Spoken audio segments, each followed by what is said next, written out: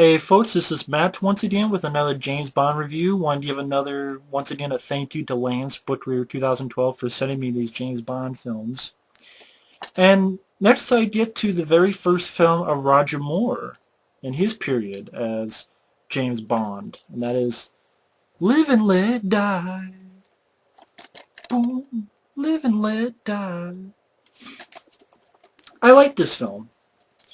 I just say I like this film more than Honor Majesty's Secret Service and some other stuff. Uh, is it better than Diamonds Are Forever? I don't know. I will say this one has less of a...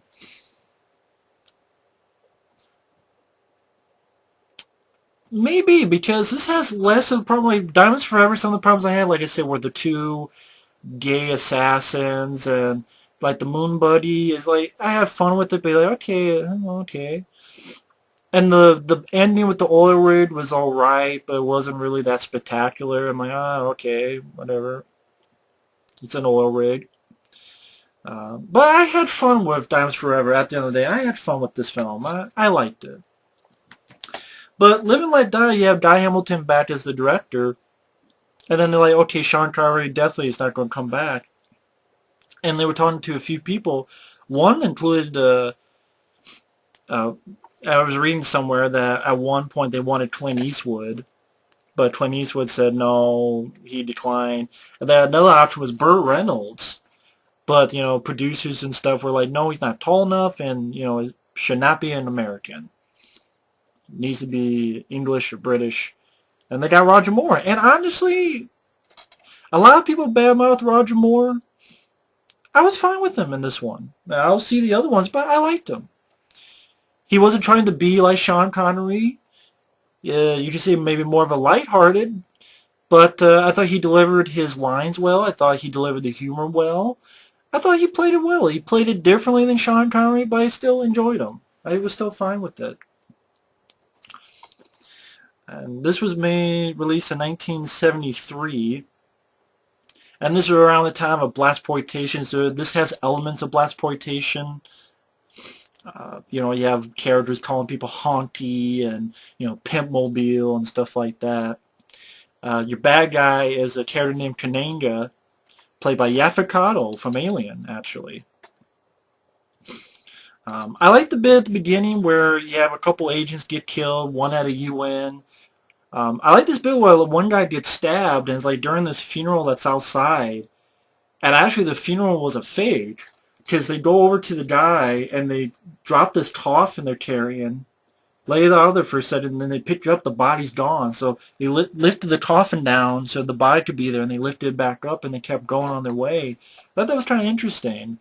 And then the third guy gets bit by a snake, and that's your opening. It opens up with, I would say, my favorite song of any of the James Bond films. I mean, I knew about this song long ago, Live and Let Die, by Paul McCartney and Wings, later on redone by Guns N' Roses. And to be honest, I like both versions of the song. Say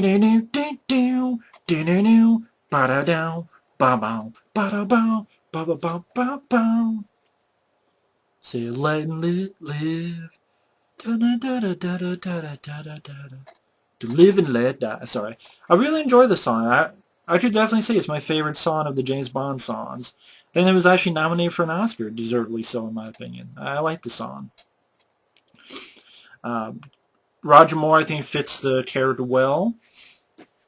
I mean, I thought he did a good job, and I like some of the devices. He has like a watch that he said the watch could deflect bullets, but I didn't really see that used, unless I missed something. Like, he said that the watch could deflect bullets, but I don't really see that used.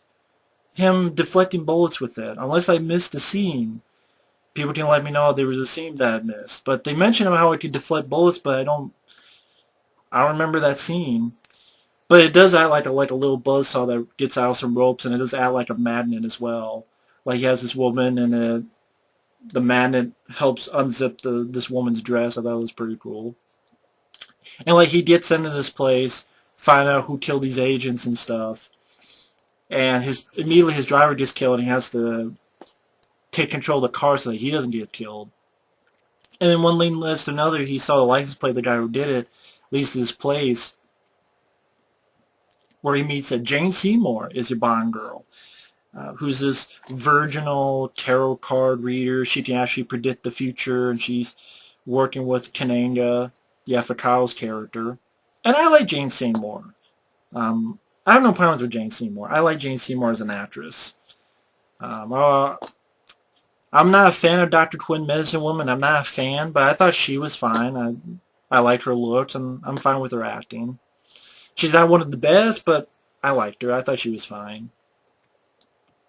And like one of Yafakao's henchmen is this guy who has like one metal arm, who has like a claw, kind of like Dr. Claw, like a metal claw, like a black Dr. Claw or something.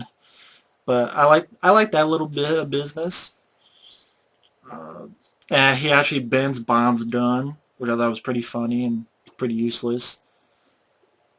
But after that, he's led to a step, he fucks up two guys and goes for this guy to escape, and they go to San Monique. And again, right at the bat when he gets there, there's a fucking snake that gets put into his apartment. I like that he gets like a homemade flamethrower to fuck up the snake. And this film went at a good pace. This film, I didn't get bored with. I had a good time with it. I thought it was a good first step for Roger Moore being James Bond.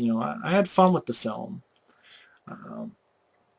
Then one of the problems you get is you have this girl who says she's a CIA agent. Character, I think, was Rosie. Was that her character's name? Gloria Hendry? Black girl. Oh, by the way, I think at one time Jane Seymour, someone wanted Diana Ross. They thought that'd be interesting, but they're no, let's go with the book, and the book had a Caucasian girl. But this girl, black girl, Gloria Hendry as Rosie, I'm like, if this girl's a CIA agent, she's the most wimpy CIA agent ever. Like, she sees a snake, go, oh, a snake! And it's like, this is at a dead snake, and like, most wimpy CIA agent ever. Now, of course, you find out she's a backstabber, and she's actually working with Kananga. One thing leads to another, she gets killed. So James Bond needs another lead, so he finds out where Jane Seymour is at and seduces her, kind of tricks her ass because like she's really into tarot cards, and previously she had seen a card that said that they would be lovers. So James Bond actually has a tarot card that has just all lovers, so he tricks her ass, seduces her. Which is kind of a nasty thing to do if you think about it, but that's all the James Bond films if you think about it, to be honest. Well, not all. I mean, I guess Honor Majesty's Secret Service, maybe you could say differently, but a lot of them, even a lot of Sean Connery films, just, Bond uses women a lot. Let's face it, that's the character. I'm not saying that's right, but that is the Bond character. I mean, if I don't want to hate on this film, I would be hating on the Sean Connery films as well, because he does it as well. But I did think, compared to Diamonds Are Forever and stuff, this had better action scenes, had more interesting action scenes. For instance, there's an action scene where James Bond's driving a bus and has to go in this tunnel, and it's like a bus, it's like a double-decker bus, and the whole top gets fucking torn off and falls to the ground when they're going through this tunnel. I thought that was a really good action scene. Like, they go to New Orleans and they're about to be captured, but Bond escapes, and he gets in this airplane, and you have another fun scene where he's actually in this airplane. It gets to a point where actually the wings break off, and he's being chased, just driving around this airplane while everybody's chasing with these cars. I thought that was another fun action scene. But then he gets captured, James Bond gets captured a lot in these fucking movies, but I guess that's part of the plot of James Bond films that I've noticed. But there's supposed to be this big surprise that there's this figure, this gangster called Mr. Big, and oh, it's actually Yafakato's character, Kananga, wearing makeup. I'm like, I could tell right off the bat that Mr. Big, this character, it's like, he looks weird. Yeah, let me guess, he's fucking... it wasn't a big surprise that you tell the guy's face looks fucked up and weird. I'm like, yeah, it kind of looks like makeup. I could kind of tell. It wasn't a big surprise. Sorry. But then you get to a really good stunt scene because they take James Bond to leave him on this alligator farm. And a real guy did this. You had a real guy actually ran and stepped on all these alligator backs alligator's backs to escape, and it was a really ballsy stunt sequence. And I thought that was pretty cool. And then you get into the best action scene of the movie. Granted, there is this annoying character, which actually comes back, because I watched a little bit of this film, the next one. That character comes back, because I think my friend Mike was talking about this character. He was telling me about it. He was like getting confused if it was like this or this. Well, there's a reason, Mike, you were confused, because he was in both of these. And this character, sheriff character, Pepper, played by Clifton James, really annoying character, like very over the top, like very over the top Southern, like golly gee, like I'm not sure when Smokey and the Bandit was. So maybe it wasn't a take on Smokey and the Bandit. Smokey and the Bandit. I'm trying to think. When was the first one made? Oh, 77. So, and this was 73. So I can't say it was a ripoff of that. But I swear, Jackie Gleason saw this film and looked at the sheriff and said, "I'm going to take that character,"